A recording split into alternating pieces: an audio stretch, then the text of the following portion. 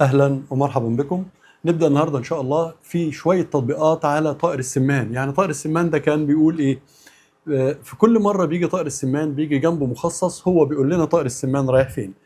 بمعنى آخر إن لما نخلص المعجم بتاعنا هنلاقي طائر السمان معاه 30 40 50 أو 100 أو أكتر من التخصصات اللي تهم طائر السمان. هناخد كل هذه التخصصات في ملزمة خاصة ونشوف طائر السمان مع كل مخصص بيقول إيه.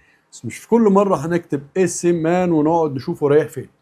لكن إحنا عشان بنفتح الباب مع اللغة المصرية القديمة عايزين نتأكد فعلا وندرب عقولنا وذهننا على إن طائر السمان بينطق هذه المعاني كأن إحنا لسه بنتحسس الخطى لفك هذا الرمز. ندخل مع بعض كده ونشوف طائر السمان اللي هو اسمه السمان أوبرا اللي نطق أبو الهول ونطق فرعون. لما يجي جنبه مخصص زي النجمة أو يجي جنبه مخصص زي المجداف أو البنة، هل هو بيروح للمعاني دي أو حاجات تانية كمان زي ما هنشوف؟ نبدأ كده مع بعض. هنا جاب السمان وحط جنبه النجمة. عايزين نعرف إن ساعة ما تيجي النجمة دي تبقى احنا رايحين في مسألة العلم والعلوم والتربية والأدب على طول. عموما يعني بنروح في الاتجاه ده، مرشد أو معلم. وهتيجي بعد كده في كل أدوات التعليم والمربي وما شابه، هتيجي كتير جدا بهذه المعاني. طيب نشوف كده.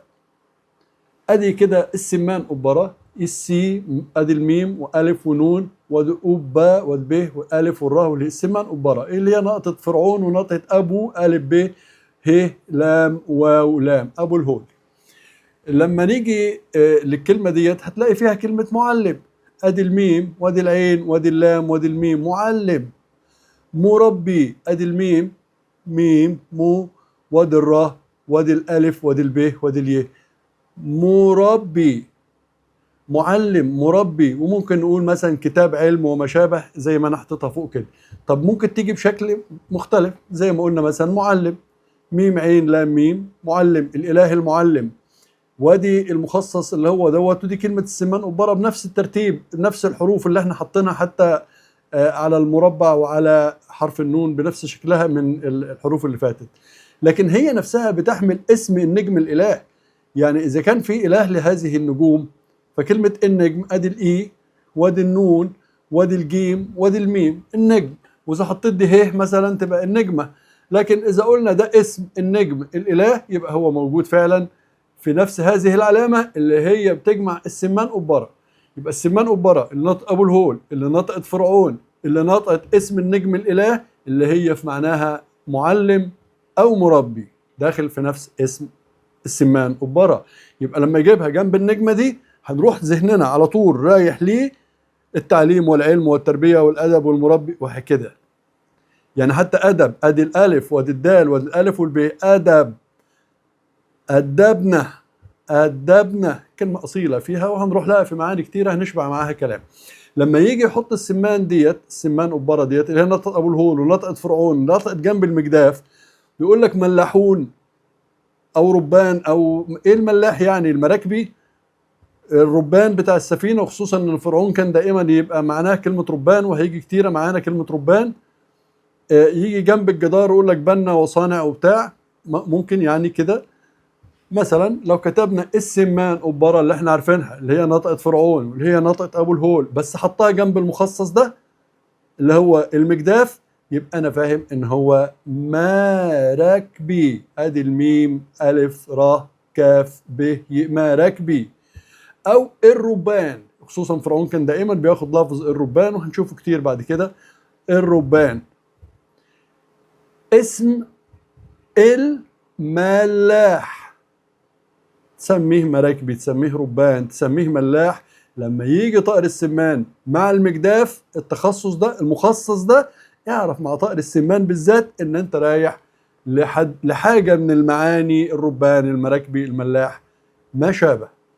طيب لما يجي يجيب طائر السمان جنب مجموعة حبوب سواء ثلاثة يحطهم ثلاثة جنب بعض علامة الجمع أو يحط حباية ويجمعها بالثلاثة دولت وانت فهمت ان الحبوب ده هي عبارة عن لبان ذكر مثلا اللي بيسموه اللبان المر يعني لبان لأغراض التدخين اللي هو البخور يعني الصمغ ما شابه. هل الكلمة بتحمل كل هذه المعاني؟ كتبنا برضو السمان أوبرا اللي هي فرعون اللي هي أبو الهول اللي هي نطقت المعاني السابقة اللي احنا حطيناها وكتبناها، هي بتنطق الصمغ، اي سين الف ميم غين، الصمغ.